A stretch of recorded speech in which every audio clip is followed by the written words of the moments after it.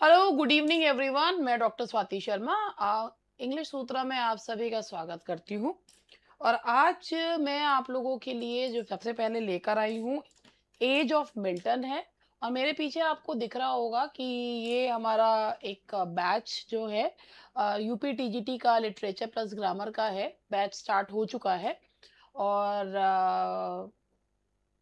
आप में से बहुत लोगों को हम लोग कितना भी फीस कम कर दें, कितना भी कर दें, लेकिन बहुत लोगों को ये लगता है कि इंग्लिश सूत्रा की फीस बहुत ज़्यादा है। तो बात ये है कि इंग्लिश सूत्रा के मैं कुछ विशेषताएँ आपको बता देती हूँ। पहली बात, क्लासेस रोज़ लाइव होती हैं और उसके साथ फुल एनर्जी के साथ एक-एक उसमें स्टूडेंट को सब चीज़ पढ़ाई जाती है। नोट्स इस बार पीडीएफ फॉर्म में दिए जा रहे हैं और नोट्स का जो लेवल है, वो टॉप नॉच लेवल है। एक-एक हमारे इससे पहले के भी बैचेस थे जिनमें जो नोट्स हैं, बहुत लोग आपको कहेंगे हम भी लाइव पढ़ाएँगे, ये करेंगे, वो करेंगे, होता वही है, बाद में सबके सब वीडियोज़ जो है प्रोवाइड करवा देते हैं। लेकिन हमारा ये है, लाइव क्लासेस चल रही हैं, history of English literature, Indian, American और कोर राइटर्स, क्रिटिसिज्म, पता नहीं क्या-क्या, चाहे कोई लिटरेटम, एमएच अब्राहम्स के, ये भी जो है एडवर्ड एल्बर्ट और पता नहीं कौन-कौन सी किताबों से, पता नहीं, मतलब मुझे तो पता है, अब हर चीज़ तो नहीं।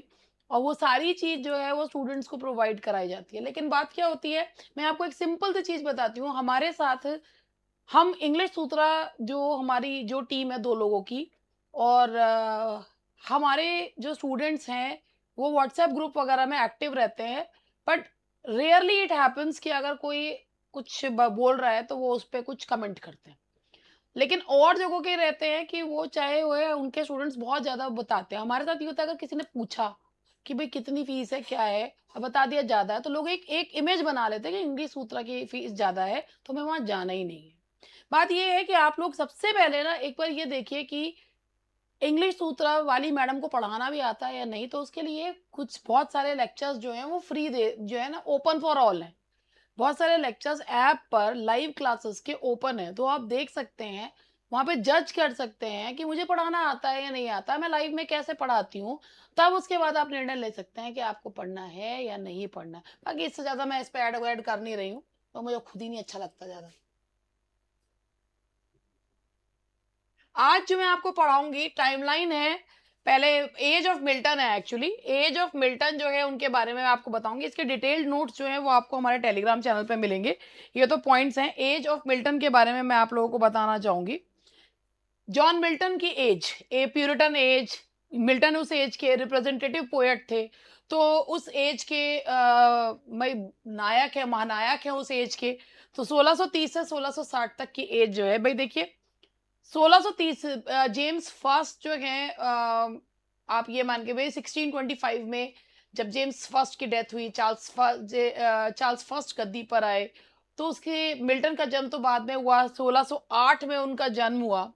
और 1629 में when he was quite young, तो उन्होंने odd on the morning of Christ nativity लिखा।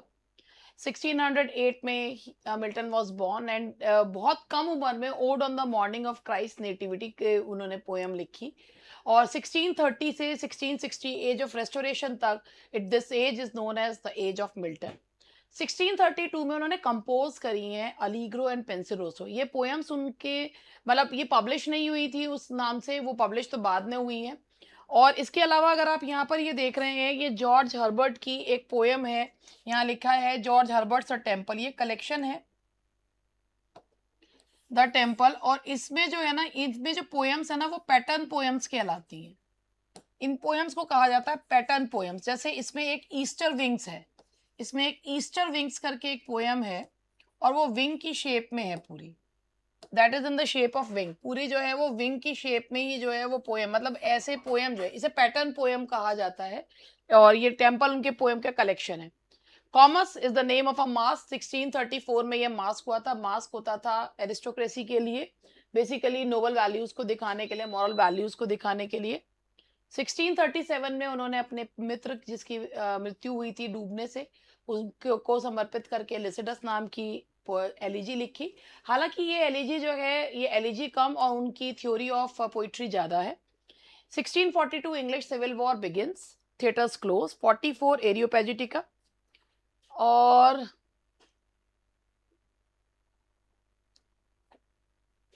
इसके बाद है उन्होंने एग्जीक्यूशन 1649 में, अपने आप में एक बहुत बड़ी चीज है, चार्ल्स फर्स्ट की की मृत्यु, राजा की मृत्यु, मिल्टन को जो है लैटिन सेक्रेटरी बनाया गया। 1650 हेनरी वॉगन्स का सिलेक्स फिर हॉब्स का लेवियाथन, ये बहुत इंपॉर्टेंट वर्क है हॉब्स का लेवियाथन, आइजैक वॉल्टन का द कंप्लीट एंगलर। एक एक करके सारी चीजें आपको बताऊंगी। Cowley's Pindaric odes, restoration of Charles second, 1667 paradise लॉ, 1671 पैराडाइज रीगेन, और 1674 death of John Milton. Now let's discuss one by one each and everything. चलो मैं आप लोगों को यहाँ पर the age of Milton, the age of Milton और the period of transition dominated by the political and religious upheaval of the English Civil War। तो चलिए अब यहाँ से मैं आपको कुछ चीजें जो हैं वो बताती हूँ। ये तो मैंने आपकी टाइमलाइन बताई, आपको यहाँ मेरे पीछे यहाँ पर ये दिख रहा होगा द एरा वॉज। तो सबसे पहले मैं आपको यहाँ पे ये चीज बताने चाहूंगी, 1630 से 1660 का समय, यानी कि लगभग 30 साल का जो समय है वो एज ऑफ मिल्टन माना जाता है, और ये इतिहास का एक बहुत ही इंपॉर्टेंट पीरियड है। इस एज में इंटेंस पॉलिटिकल अपहेवल हो रहे थे। क्या था इसमें? इसमें English civil war, civil war का मतलब होता है गृह युद्ध। किनके बीच में हो रहे थे? जो चार्ल्स फर्स्ट के फॉलोअर्स थे, यानी कि जो एक इस एज में जो किंग चार्ल्स के फॉलोअर्स थे, यानी कि जो कैवेलियर्स थे, रॉयलिस्ट थे, और जो पार्लियामेंट को फॉलो करने वाले थे, जो जिन्हें राउंड हेड्स के नाम से भी कहा जाता था, पार्लियामेंटेरियंस। तो ये जो सिविल वॉर हो रहा था, ये सिविल वॉर दो ग्रुप्स के बीच में था, जो चार्ल्स फर्स्ट को चाहने वाले थे, चार्ल्स फर्स्ट के जो फॉलोअर्स थे रॉयलिस्ट या केवेलियर्स कहते हैं, और थे पार्लियामेंटेरियंस या जिन्हें हम कहेंगे राउंड हेड्स। बाद में ये विग्स एंड टोरीज बन गए थे।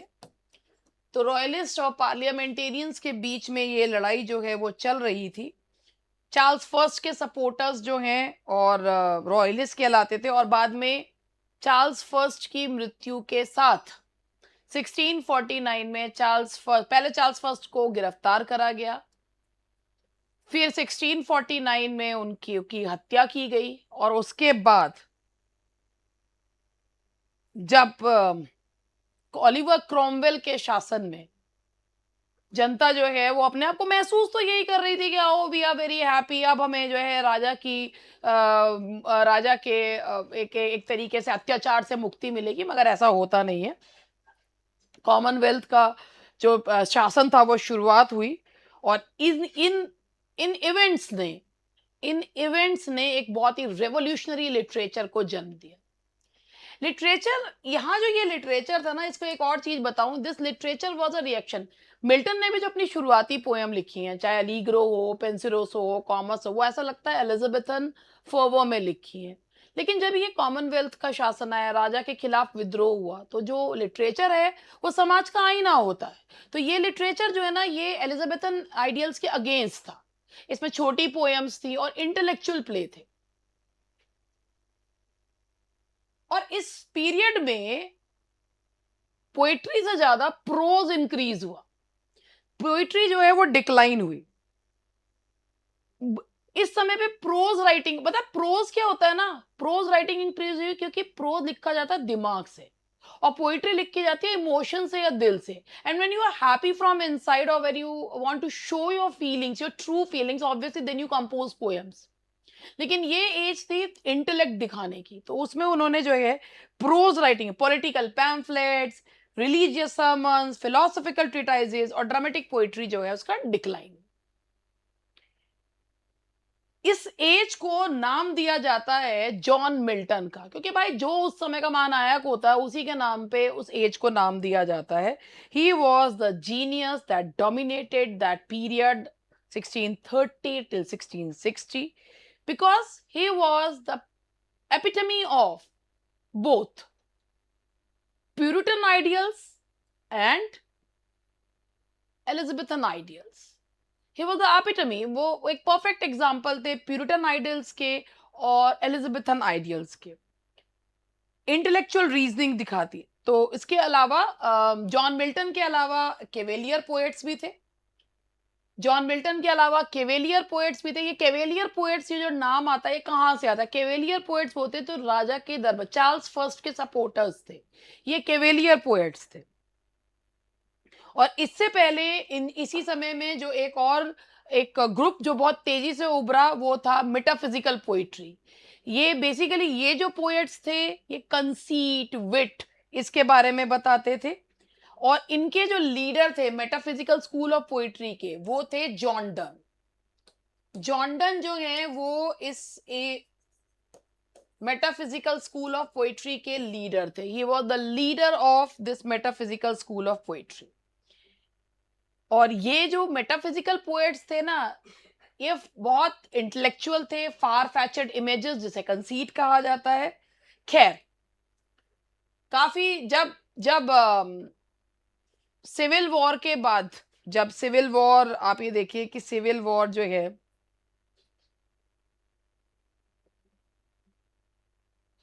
सिविल वॉर की शुरुआत जब हुई ना, तो सबसे पहले थिएटर्स बंद कराए गए। अब आपके दिमाग में आएगा सिविल वॉर का और थिएटर्स का क्या था? पार्लियामेंटेरियंस, ये प्यूरिटन्स ने सबसे पहले थिएटर्स बंद कराए, क्योंकि उनका यह मानना था कि ये जो ड्रामा है ना, ये लोगों का दिमाग खराब करता है, उन्हें मॉरली करप्ट करता है। And Puritans believed in purity from inside out. तो इसीलिए उन्होंने सबसे पहले, उनकी पहली विक्ट्री यही थी कि उन्होंने थिएटर 1642 में क्लोज कराई है। सोचिए, 18 साल बाद 1660 में थिएटर्स खुले।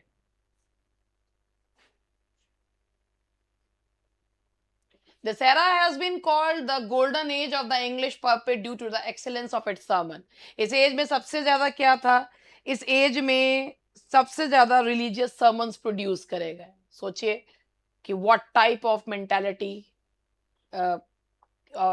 उन लोगों की क्या उस समय क्या मेंटालिटी थी और क्या वो सोचते थे। मतलब दे यूज टू बिलीव, क्योंकि होता है ना कि देखो, एक एरा खत्म होता है। चार्ल्स फर्स्ट जो है वो एक ऐसे राजा थे जिनके जो जो जो दरबारी भी थे, वो बहुत ज्यादा रास रंग में ही डूबे रहते थे। And obviously they were wasting the money of people, they would not listen to any of the complaints of people. Actually, he was sort of unpopular king. लेकिन ऐसा भी नहीं है कि जनता उसको मारना चाहती थी, लेकिन उस शासन से मुक्ति चाहती थी। तो आफ्टर दैट जब क्रॉमवेल शासन पे आए, पहला पार्लियामेंटेरियंस की विजय यही थी कि they close the theatres and people thought that yes we are in the safe hands. But little did they realize कि from the from the fry pan they have jumped into fire. ये उनके साथ हुआ। How long can you bear sermons and all? Obviously, we all need balance in our lives, and that was missing in both the reigns. May it be the reign of Charles First or Cromwell. तो यह था, उन्होंने बहुत ज्यादा रास रंग, entertainment and all that, और यहाँ sermons। तो इस एज को the golden age of the pulpit भी कहा जाता है। उसके बाद अगर हम आगे बढ़े तो यहां तक ये हुआ a century of conflict and conviction. उसके बाद हमारा यहां से आता है, अब हम बात करते हैं इस एज के जो जॉन मिल्टन या जितने भी आप लोग, जितने भी राइटर्स को पढ़ो ना, आप एक ये चीज जानते हो, ये जो एज के राइटर्स हैं, दे वो very practical and they knew it very well. They knew it very well कि मतलब कैसे जो है ना, how to make best of the use of their talent and skills, और कैसे जो है, जो जिस समय का राजा है या जो जो अभी शासन पे है, उससे कैसे बेनिफिट लिया जाता है। चाहे वो विलियम शेक्सपियर हो और जॉन मिल्टन हो। जॉन मिल्टन जो हैं चार्ल्स फर्स्ट के बिल्कुल अगेंस्ट है। इवन 1649 में चार्ल्स फर्स्ट के हत्या के उपरांत उन्होंने लोगों को शांत करने के लिए आइकोनोक्लास्टस लिखा था, और मतलब उन्होंने जस्टिफाई किया था कि हाँ भाई जो है, the tenure of kings and magistrate लिखा था लोगों को जस्टिफाई करने के लिए, हाँ हाँ राजा की हत्या सही थी। लेकिन होता वही है ना कि जो आप करते हैं वो लौट के ज़रूर आता है, और यही हुआ था कि जब मिल्टन बूढ़े हो गए, जब चार्ल्स फर्स्ट का बेटा चार्ल्स सेकंड गद्दी पे आया, तो सबसे पहले मिल्टन को ही जो है वो अरेस्ट करा गया था। उनकी बहुत सारी प्रॉपर्टी को कॉन्फिस्केट कर गया था। तो बात ये होता है कि सत्ता के उसमें ये ऐसा नहीं होना चाहिए कि आप अपना ही वो सब कुछ छोड़ दो। ख़ैर चलिए बात करते हैं जॉन मिल्टन की, तो वो बहुत ही ज़्यादा उनके जाने जाते हैं। आज वो अपने सेकेंडरी एपिक पैराडाइज लॉस्ट के लिए the poet, prose writer and champion of liberty, obviously Areopagitica उन्होंने लिखा था फ्रीडम ऑफ प्रेस के लिए। तो इनके बारे में अगर हम बात करते हैं, born he was born in 1608 London, Saint Paul school में उन्होंने पढ़ाई करी, और उनको स्कूल की पढ़ाई पसंद आई थी, यूनिवर्सिटी की पढ़ाई तो उन्हें पसंद ही नहीं थी, कैम्ब्रिज। होटन पीरियड उनका माना जाता है कि जब एमए करने के बाद he dedicated some time to studies, because he felt that in university there is only bookish knowledge and people do not get practical knowledge, तो इसलिए उन्होंने होटन पीरियड में पढ़ाई को साल डेडिकेट करे। तो चलिए बात करते हैं, ही वॉज मिल्टन जो है उन्होंने बहुत सारे मतलब समय, उन्होंने काफी समय होटन पीरियड में होटन में बिताया, पोइट्री, मैथ्स, म्यूजिक, लैंग्वेजेस पढ़ने के लिए। ही वाज मिल्टन जो है ना, he was never the supporter of Charles first और the royalist. Still he married the daughter of a royalist. वो एक पैशनेट सपोर्टर थे पार्लियामेंट के, और वो ज्यादा पैशनेट सपोर्टर बन गए थे सिविल वॉर के दौरान। और उन्होंने जो है, इससे उन्होंने ऑब्वियसली उससे उन्हें फायदा भी हुआ ही था। Milton strongly supported parliament during the civil war, और उन्होंने जो है 1649 में जब जेम्स सॉरी चार्ल्स फर्स्ट को अरेस्ट करा, उसके बाद उनकी हत्या की गई, तो उन्होंने the tenure of kings and magistrate लिखकर उनकी हत्या को सही ठहराया चार्ल्स फर्स्ट की। और ऑब्वियसली इसके लिए उन्हें इनाम भी मिला। He was appointed Latin secretary और secretary for foreign tongues Cromwell के द्वारा। लेकिन जब 1660 में चार्ल्स फर्स्ट के बेटे चार्ल्स सेकंड गद्दी पे आए, तो मिल्टन जो है उस समय तक ब्लाइंड हो चुके थे, गरीब भी हो चुके थे। He did not have enough money to support himself. उनके पास इतना भी पैसा नहीं था कि वो अपनी बुक को जो है पैराडाइज लॉस्ट को ढंग से पब्लिश करा सके। 10 पाउंड एपिक कहलाता है वो। उनके प्रोज में 25 पैम्फलेट्स हैं जो उन्होंने पब्लिक डिबेट के दौरान लिखे हैं। एरियोपेजिटिका उनका बहुत ही फेमस और इम्पैशन प्ली है फ्रीडम ऑफ प्रेस के लिए, ये सब आप बहुत अच्छे से जानते हैं। अगर हम पोइटिक वर्क्स के बारे में बात करें, तो odd on the morning of Christ nativity, ये उनकी शुरुआत की पोयम है। अलीग्रो एंड पेंसिलोसो, ये पूरा प्रभाव जो है उन पे एलिजाबेथन एज का दिखता है। और कॉमर्स उनका मास्क है, जिसमें उन्होंने जो उसमें वर्चू जो है जिसकी थीम है। लिसिडस उन्होंने एक पेस्टोरल एलिजी है अपने दोस्त एडवर्ड किंग के लिए लिखी थी। और मिल्टन ने इटालियन फॉर्म को मास्टर कर रखा था, बहुत बढ़िया जो है तरीके से उन्होंने उसे तैयार किया था। अगर हम मिल्टन के वर्क्स के बारे में बात करें, पैराडाइज लॉस्ट, चाहे मिल्टन को किसी ने पढ़ा हो या ना पढ़ा हो, लेकिन पैराडाइज लॉस्ट के बारे में सब जानते हैं। मिल्टन का पैराडाइज लॉस्ट एक क्लासिकल एपिक है। पहले ये एक सेकेंडरी एपिक है। पहले ये 10 बुक्स में था, फिर मिल्टन ने वर्जिल के एनिड से प्रभावित होकर इसे 12 बुक्स में करा। उन्होंने एक एपिक की शुरुआत में एक एपिक क्वेश्चन होता है और म्यूज से पूछा जाता है, उसके बाद जस्टिफाई किया जाता है। तो मिल्टन ने इसमें कहा है to justify the ways of God to man. Milton का ये एपिक जो है ये ब्लैंक वर्ड्स में लिखा गया है, और इस स्टाइल को, मिल्टन के स्टाइल को इसमें आर्नल्ड के द्वारा ग्रैंड स्टाइल कहा गया। उसके बाद मिल्टन ने पैराडाइज रीगेन्ड लिखा। ये कहा जाता है, ये W.J. लॉन्ग की बुक में ये लिखा है कि पैराडाइज रीगेन्ड उनकी फेवरेट जो है वो बुक थी। It was his favourite book, और ये इसका स्टाइल बिल्कुल सिंपल स्टाइल है। कहाँ ये ग्रैंड स्टाइल में लिखी है, ये सिंपल स्टाइल है, और ये क्राइस्ट की टेम्पटेशन इन वाइल्डरनेस को दिखाता है। सैमसन एगेनिस्टिस ये इनका क्लोजेट ड्रामा है, यानी कि जो सिर्फ पढ़ने के लिए लिखा गया। ये प्ले में दो चीजें हैं। The story of Samson was akin to his life story, and he wanted to bring the gravity of classical Greek tragedy into English drama। तो सैमसन एगेनिस्टिस एक ग्रीक स्टाइल ट्रेजेडी है, और मिल्टन ने इसमें ऑब्वियसली सैमसन भी अंधा और जो है दुश्मनों के बीच में था, and Milton felt the same. तो चलिए आगे बढ़ते हैं।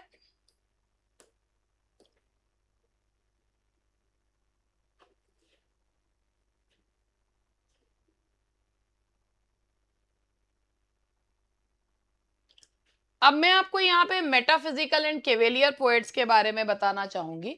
आई होप कि यहाँ तक आपको ये सारे जो हैं, ये नोट्स जो हैं, ये तो इस तरीके से बने हुए हैं। वैसे जो इसके डिटेल्ड नोट्स हैं वो भी हैं हमारे पास।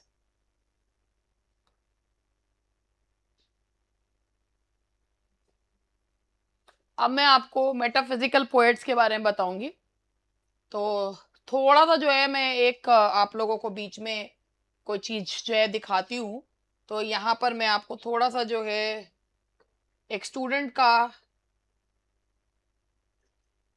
जो सिलेक्शन का है वो दिखाऊंगी। सबसे पहले मैं आपको एक फोटो दिखाना चाहूंगी, क्योंकि मेरे स्टूडेंट्स कई बार ये भी कहते हैं कि जब हम किसी चीज को इमेजिन करते हैं ना, तो वो चीज हमारी जिंदगी में होती है। जैसे अभी मेरे से कई स्टूडेंट्स ने ये कहा कि मेरी स्टूडेंट है कामना, जो अभी आपने देखा भी है कि मैंने बताया भी था कि यूपी पीजीटी में जिसका फाइनल सिलेक्शन हुआ है। तो उसने कहा मैम, जब जब जब आपने अपना जो अपॉइंटमेंट लेटर है वो दिखाया ना, ये कुछ ने तो मुझसे मांगा भी था। तो जब जब आपने अपना अपॉइंटमेंट लेटर दिखाया यूपी पीजीटी वाला, तब तब मैं कल्पना करती थी एक दिन मैं भी ना ऐसी अपॉइंटमेंट लेटर मुझे मिलेगा। कहते हैं ना कि जब किसी चीज को शिद्दत से चाहो तो पूरी कायनात तुम्हें उससे मिलाने में लग जाती है, पर इफ्स एंड बट्स नहीं होने चाहिए कि ऐसा कैसे होगा। तो आज मैं आपको एक दिखाती हूँ। ये जो प्यारी सी लड़की आपको खड़ी हुई दिख रही है, इसका नाम विजेता है, और ये शासकीय उच्च माध्यमिक विद्यालय मध्य प्रदेश में इसका सिलेक्शन हुआ है। पिछले साल अक्टूबर में हो गया था, लेकिन ज्वाइनिंग अभी मिली है। शासकीय संदीपनी उच्चतर माध्यमिक विद्यालय है, और इसका इसका नाम विजेता है, और इसने आज 8 तारीख को ज्वाइन करा है। और ये उसने अपने मतलब प्रिंसिपल सर के साथ फोटो है जो आप देख रहे हैं। ये फोटो ये ना हमारी जिंदगी के प्राउड मोमेंट्स इसलिए होते हैं क्योंकि एक टीचर जो होता है ना, वो खुद क्या अचीव करता है उससे उसको इतनी खुशी नहीं होती। उसके स्टूडेंट्स जब अचीव करते हैं ना, तो जितनी खुशी होती है। कहते हैं ना कि गुरु गुड़ी रहेगा चेले चीनी हो गए। तो वो चीज सबसे ज्यादा अच्छी लगती है कि when your students become something. क्योंकि अपनी अपनी ही मुंह मियाँ मिट्ठू बनते रहो तो क्या है। जब हमारे स्टूडेंट्स कुछ करते हैं बनते हैं ना, तो सबसे अच्छा लगता है। तो ये विजेता ने अपने स्कूल में जब ज्वाइन किया अपने प्रिंसिपल साहब के साथ, उसकी फोटो है। और इसके साथ ही मैं आपको ये दिखाना चाहूंगी, विजेता की फोटो मैं आपको दोबारा भी दिखाऊंगी क्योंकि इमेजिन करते हैं।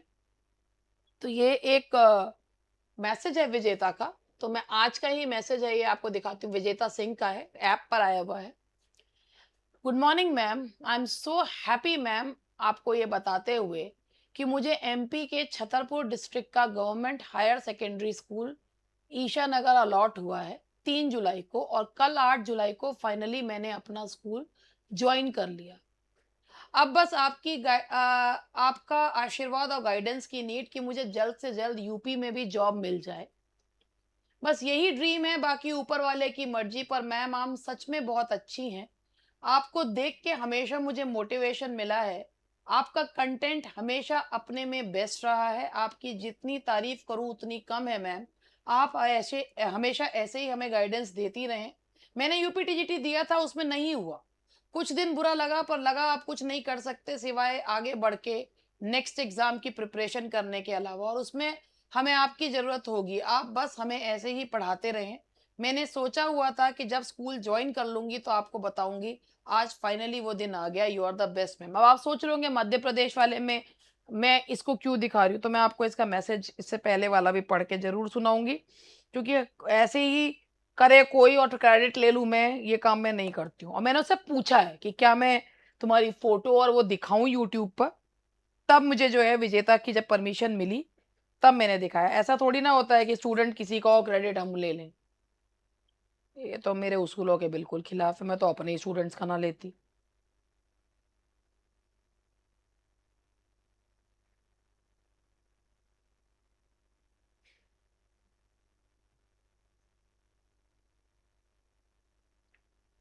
तो विजेता का मैं आपको बताती हूँ, इसने मुझे मैसेज भेजा क्या था।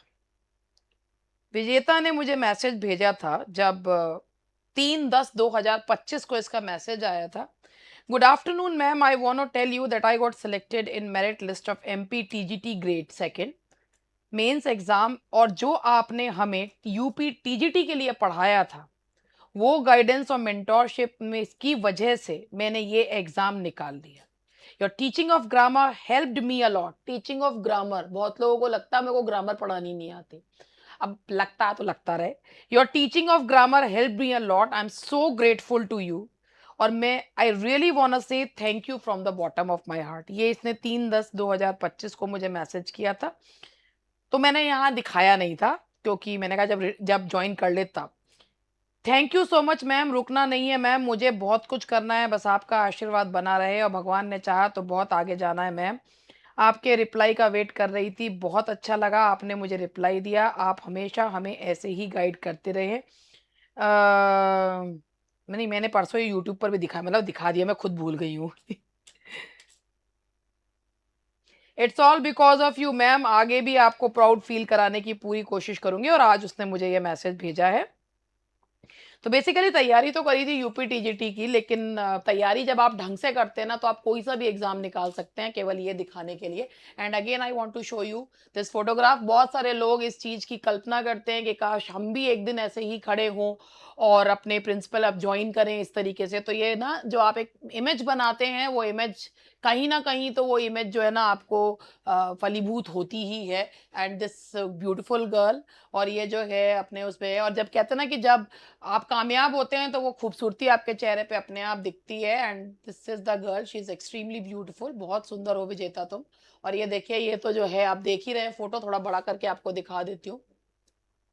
ये देखिए, तो दिस इज माय स्टूडेंट विजेता, एंड शी इज हैप्पी। और भगवान से यही प्रार्थना है कि अभी तो शुरुआत है, आगे बहुत वो जो है आगे जाना है। जब हम पढ़ते रहते हैं ना, तो हम तरक्की करते भी रहते हैं, और जब हम सोच लेते हैं बात अब क्या करना है आगे, तो कहीं ना कहीं वो चीजें रुक जाती हैं। तो best of luck in your life. चलिए, बस इसके साथ ही अब आगे का मैं आपको जो मैं पढ़ा रही थी उसे कंप्लीट कर देती हूँ। और ये मैं चीजें बीच में इसलिए भी दिखाती हूँ, क्योंकि इसका मेरा एक रीजन ये रहता है कि स्टूडेंट्स जो होते हैं ना, जब बहुत कम लोग होते हैं जो कायदे की कल्पना कर पाते हैं। और जो लोग कायदे की कल्पना कर लेते हैं, तो वो कुछ अपनी जिंदगी में भी कर लेते हैं। चलिए, metaphysical poets and cavalier poets को देखिए। मेटाफिजिकल पोएट्स जो विट एंड कंसीट के बारे में बताते थे। केवेलियर पोएट्स वो थे जो बेसिकली एक वैसे तो मेटाफिजिकल पोएट्स का भी कार्pe diem थी, फिलॉसफी थी, सीज द डे। और केवेलियर पोएट्स रॉयलिस्ट थे। तो metaphysical poetry, the poetry of wit and thought. देखिए, मेटाफिजिकल पोएट्स एंड उसमें आप यहाँ पे देखिए, यहाँ से अब आप लोगों को मैं बताना शुरू कर रही हूँ। पहले आपको मेरे पीछे भी दिख रहा होगा। अ, सबसे पहले हम बात करते हैं जॉर्ज हर्बर्ट की।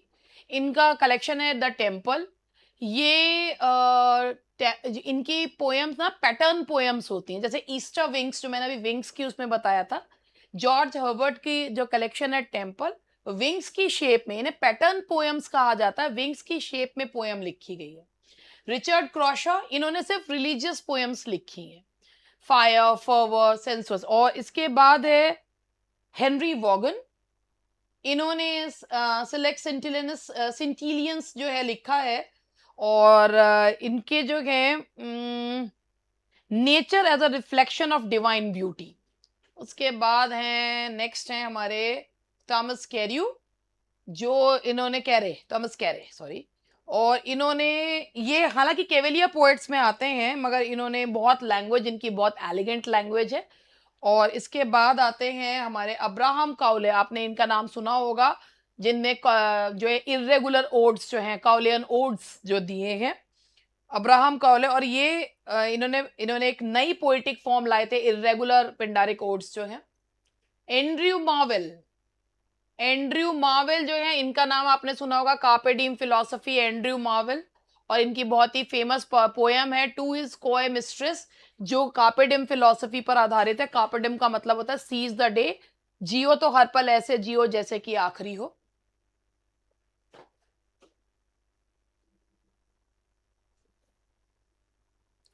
अब उसके बाद है रॉबर्ट हेरिक, केवलियर पोएट्स में जो रॉबर्ट हेरिक जो हैं, और ये हैं, इन्होंने ये आपका मेटाफिजिकल, और ये जो भाई देखिए, कार्pe diem फिलॉसफी मानी जाती है, पूछी जाती है, दोनों में ही मिलती है, लेकिन मेटाफिजिकल में भी है। और इसमें Robert Herrick showed high lyrical, Robert Herrick, Richard loveless, और इसके साथ है आपके सर जॉन सकलिंग।